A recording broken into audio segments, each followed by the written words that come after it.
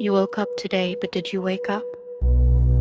You are running on old software, default settings coded by fear, trauma, and other people's expectations. That trauma, it's a cage. That fear, it's just a file. It's time to locate the source code. It's time to look past the illusion and see the operating system. Delete the files, recode reality. Welcome to Recode Reality. Okay, let me say something you might not want to hear. Most of the stress in your life, most of the embarrassment, most of the fights, the overthinking, the why did I act like that moments, yeah, they're not caused by other people. They're caused by your ego. And don't worry, I'm not saying this from a high place either.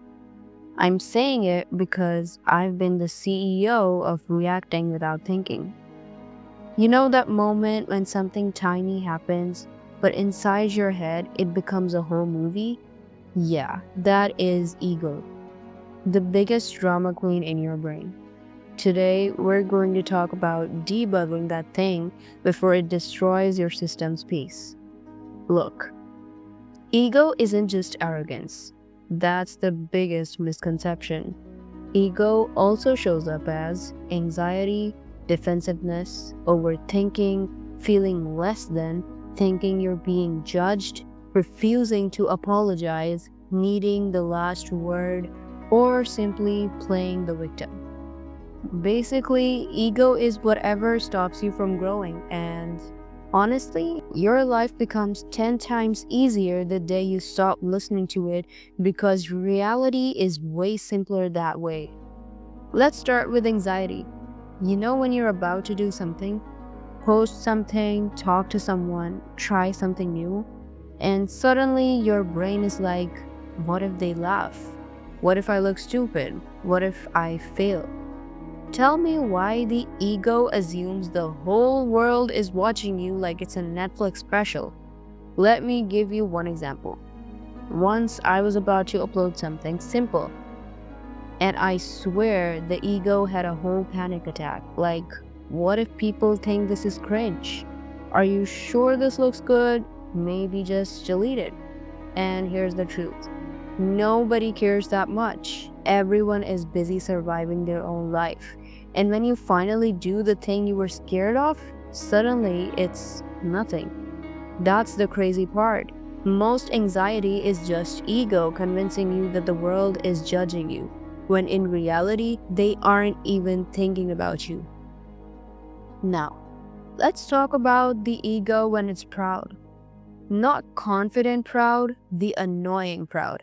The one that says, no, I'm not apologizing first. No, they should come to me.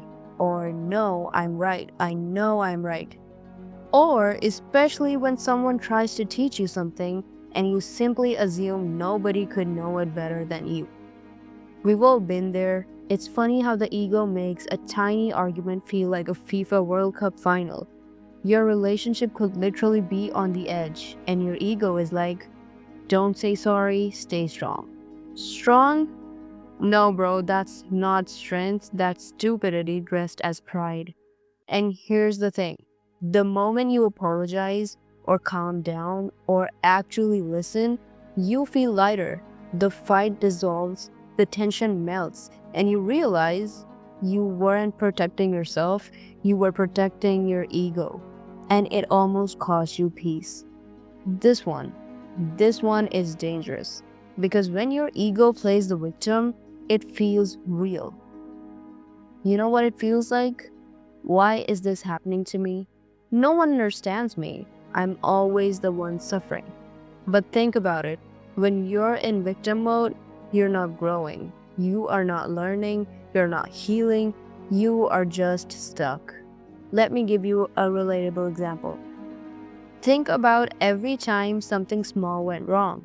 Someone didn't reply. Someone canceled plans. Someone ignored you. And your brain immediately went, Oh, wow. Look, everyone does this to me.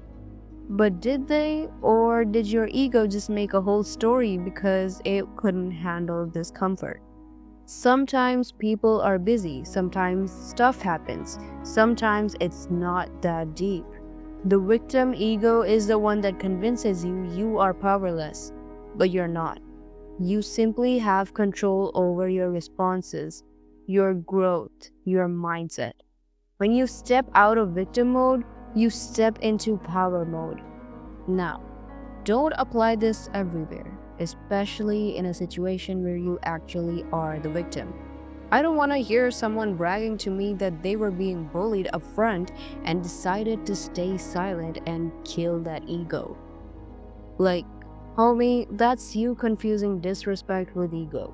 If you see a situation like that, you stand up for yourself, obviously, and not let people step on you so easily. In cases where you were wronged or reality feels unjust, you have to use stoicism and not let that loop repeat by focusing on what can be done rather than continuously reacting and giving your energy to that situation. You know, the ego loves speed, right? It reacts before you do. Someone says something slightly off, and your brain goes, "What did they mean by that? Were they insulting me? Say something back." And before you know it, you've created drama out of thin air. Half the time, the issue wasn't even an issue, but ego wants to be offended. It wants to feel important. It wants to feel attacked so that it can defend itself. The best skill you can ever learn is the 2 sentence second pause. It saves friendships, relationships, opportunities, and your peace. Living without ego doesn't mean you're weak. It means you are wise. Let me tell you something juicy.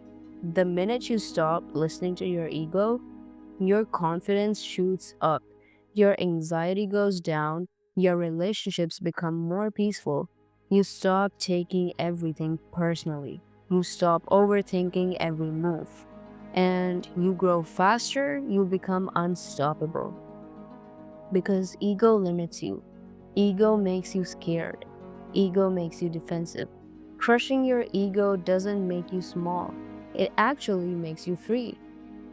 Let's make this real. Here are things you can start today. 1.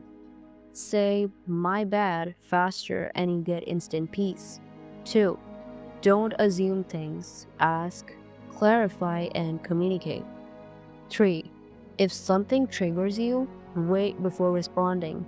Your ego speaks first. Let it calm down. 4. Stop thinking everyone is watching you. They aren't. They're worried about their own lives. And even if they are, you don't owe anyone an explanation or reaction. 5. Take criticism without dying on the inside. It's feedback, not an attack. 6. Do one embarrassing thing every day. It kills fear of judgment. 7. Actively choose peace over being right, because sometimes winning the argument means losing your calm.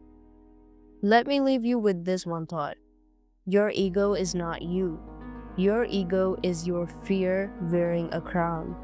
When you stop letting it rule your decisions, your whole life begins to shift. You become lighter, more present, more confident, more compassionate, more you. Crushing your ego is not about becoming humble, it's about becoming real, becoming free, becoming someone who isn't controlled by pride, fear, or imaginary judgment.